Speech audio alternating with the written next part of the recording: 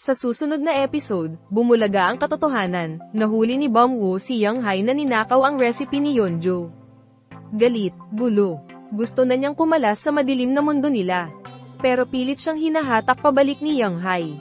Dito ka nababagay, paalala niya. Samantala, pinuri ng Diamant Inspectors ang pagkain ni Moto, patunay na malakas ang epekto ng ninakaw na recipe, nalilito.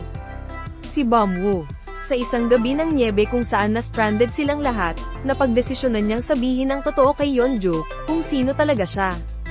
At laking gulat niya, handa si Yeonju makinig. Pero, handa rin ba siyang tanggapin ang buong katotohanan, lalong umiinit ang tensyon. Dumating si Sunwoo, galit at puno ng sama ng loob. May sinabi siya kay Bumwoo na ayaw nitong marinig ni Yeonju mula sa iba. Pero iba na si Bumwoo ngayon. Hindi na siya takot. Hindi na siya magtatago, panahon na para patunayan niya na higit pa sa tagumpay ang katapatan, at higit sa lahat, ang mga taong mahalaga, huwag palampasin ang susunod na yugto. Mas lalalim ang kwento, mas sasakit ang katotohanan, at mas titibay ang pagmamahalan.